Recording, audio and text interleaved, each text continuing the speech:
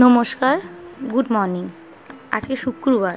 আজকে সকালটা অন্য দিনের মতন ভোর 4টে সাড়ে 4টে শুরু হয়নি।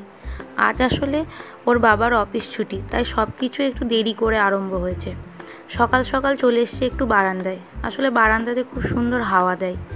এবার চলে এসেছি রান্নাঘরে দুপুরে রান্না বান্না করতে।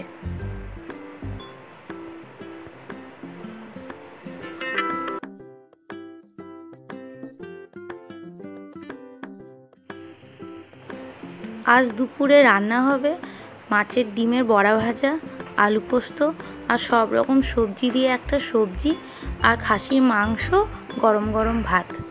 এই আজকের মেনু। আজকে বাবা এসেছে, মানে আমার শ্বশুরমশাই এসেছে। বাবা আসলে নাম কীর্তন এসব শুনতে ভালোবাসে, আর আমাদের এখানে তো শিব পুজো চলছে, তাই বাবা এসেছে। এই যে বাবা মন্দির থেকে চলে এসেছে। আজ আসলে খুব গরম, বাইরে খুব রোদ্দুর, তাই বাবা তাড়াতাড়ি মন্দির থেকে বাড়ি চলে এসেছে। এখন বাবাতে আমাদের বসে একটু গল্প করব, তারপরে ভাত চাপাবো। এখনও খাসির মাংসটা করা হয়ে ওঠেনি, ওটা করব সবার শেষে। একে একে সব করে নেব। এই যে ভাতটা চলুন চাপিয়ে দিই। আমি চাল ধোয়ার জল কখনো ফেলি না, সব সময় গাছে দিয়ে দেওয়ার চেষ্টা করি। চলুন আজকেও দিয়ে আসি।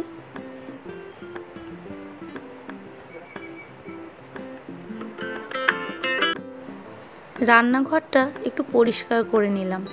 সমস্ত কাজ মোটামুটি হয়েই গেছে, শুধু মাংসটা হবে। এই যে গরম গরম মাছের ডিমের বড়া ভাজা খাচ্ছে বারান্দায় বসে বসে, টমেটোর সস লাগিয়ে।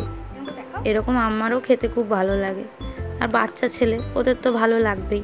এই যে মাংসটা বসিয়ে দিয়েছি, এটা হলেই হয়ে যাবে। আর এই যে আমার বাবু চান করতে চলে এসেছে। ও স্নান করা, জল ঘাটা এগুলো খুব পছন্দ করে। সারাদিন জল নিয়ে থাকতে পারলে ও আর কিছু চায় না। চলুন আজকের ব্লগটা এতটুকুই। ভালো লাগলে অবশ্যই একটা লাইক